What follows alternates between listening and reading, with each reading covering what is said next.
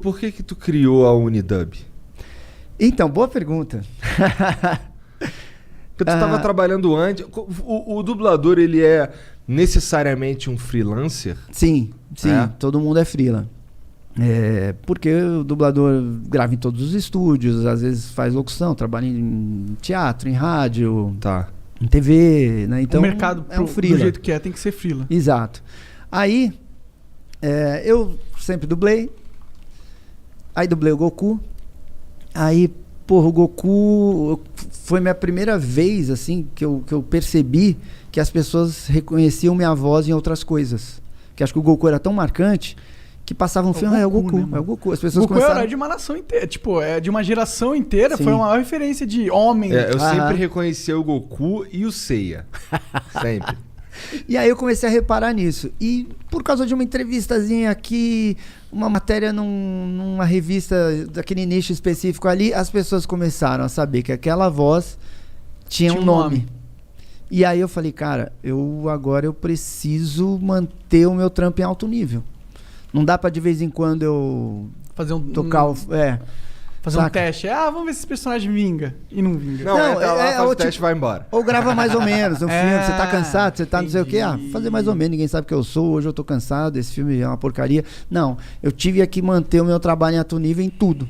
Então foi legal porque o Goku me transformou num profissional melhor. Foi o seu primeiro hit grandão? Acho que foi. Isso foi quando? 99, eu acho, por aí. Aí beleza. Então eu me tornei um dublador, um profissional melhor. Aí quando eu virei diretor, eu passei a ter um nível de exigência que eu tinha comigo mesmo dublando, então me tornei um bom diretor. E aí me tornei coordenador artístico da Alamo. Alamo. Versão brasileira, Alamo. Que da hora, né? Você tem história nesses lugares. Sim, aí, né, pô, mano? Você trabalhou na Herbert Richards também? Uma vez. Uma vez. Porque a Herbert era no Rio, né? Uhum. Mas é legal essa história, me lembro de contar. Tá. Aí, eu comecei eu gostava muito do meu trabalho, que também tem outra história aí, né? Eu fazia teatro, novela, tudo assim que o ator faz, publicidade. Qual novela que tu fez? Onde eu conheci o Celton foi na Braço de Ferro, uma novela na Bandeirantes, década de 80. Fiz umas 3 na Bandeirantes, umas 2, 3 no SBT. Fiz algumas coisinhas na Globo. Então você já fazia coisa Vou procurar umas paradas de trabalhei lá, bastante, novão lá, fazendo imagina ele lá, imagina, galãozão. Imagina. Aí, eu era Ronald McDonald e tal. E aí eu escolhi ficar na dublagem. Um dia eu falei, puta, eu vou parar tudo e vou ficar na dublagem, porque era o que eu gostava de fazer. Cara, era o que eu mais gostava de fazer. Só uma pausa. Como é que tu foi parar sendo Ronald McDonald? Então, isso aí tá aí um bagulho que eu não esperava. Eu já não lembro nem porque que eu tava falando, que você tinha perguntado. Não, eu te perguntei por que tu criou a Unidub. Isso, olha, eu não ia chegar nunca nisso aí. Então eu sempre fiz coisas que eu gostava, sempre. Então, tipo, eu jogo poker. Então eu jogava com os amigos, tinha dia que tava chato, eu dava um all-in, nada a ver e tal, e ia embora. Eu saio fora quando eu não tô gostando das coisas. Uhum. E aí a Alamo fechou. E a gente trabalhava na Alamo com uma preocupação artística muito bacana, muito legal. Eu gostava daquilo. Aí a Alamo fechou. Eu fui dirigir em outro estúdio, que eu gosto muito de lá. Adoro as pessoas que estão lá. Sou super amigo dos donos. Qual é o nome? Vox Mundi. Só que na época, eles trabalhavam só com Discovery. Basicamente só com Discovery. Que era aquelas dublagens engraçadas, né? E tipo... Foi aí que você fez o Bear Grylls? Cara, não. Foi em outro lugar. E aí os caras trabalhavam assim. E quando eu fui pra lá, como a Alamo fechou, parte do trabalho da Alamo migrou pra lá e eu fui dirigindo essas coisas. E eles tinham um jeito de trabalhar que funcionava muito mais em produtos da Discovery do que em live action, em coisas de dramaturgia e tal. O que era? O que era? O quê? O que era esse jeito? É que eu já vi como é a dublagem do Discovery. Tipo, você não pode, você não pode, vai ele não pode, vai ele não pode, vai falando não pode, vai, põe qualquer um. Entendi. Que vai dar certo. Entendi. Você grava um filme, por exemplo, eu vou chutar né? Você grava um filme no ritmo de gravação, tem um negócio que a gente chama de anéis, e lá no Rio chama de loop. Você grava 25 loops por hora. Lá os caras gravavam 40. Ou seja, Paulado. Passou, gravou, valeu, seguiu. Passou, gravou, valeu, seguiu.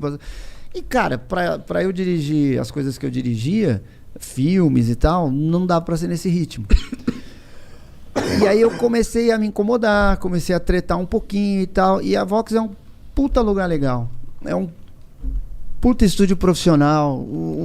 Os donos, porra, tem uma sensibilidade, assim, saca? Porra, bem legal.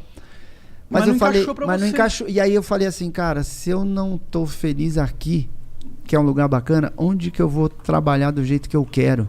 Entendi. Porque eu já não concordava muito com a dinâmica dos estúdios, né? Falei, cara, onde que eu vou trabalhar? Aí fiz uma loucura, falei, vou abrir um estúdio. Por que loucura? Do nada. Parece legal pra caralho. Ah, cara, porque eu tinha uma segurança ali que eu ganhava X mil por mês, todo mês, ia pra casa, acabou. Né? Hoje não, eu trabalho depende agora, o tempo inteiro, todo dia. Hoje você tá cagando, tá no celular trabalhando. Exato. Sim. E outra, você tem que comprar equipamento, você passa a ter funcionário. Eu não sabia fazer orçamento, não sabia quanto que os caras cobravam. Então, é uma loucura. Hoje, que a minha empresa é bem grande... Isso foi quantos anos atrás? Isso faz uns 10 anos. Ah, caralho, tem tempo pra caralho já. Na verdade, é que 10 anos não, foi outra coisa. Deve fazer uns 7, 8. Mas eu considero, mas eu considero que a minha empresa tem 3 anos. Porque houve uma mudança societária e tal, não sei o quê. E aí eu cuidava muito da parte artística. Hoje eu cuido da empresa como um todo, assim, exato.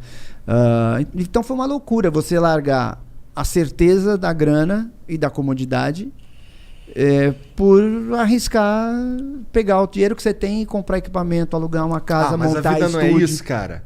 A vida é isso, porra. Então foi isso, entendeu? Eu falei, porra, eu quero trabalhar num lugar que seja do jeito que eu goste.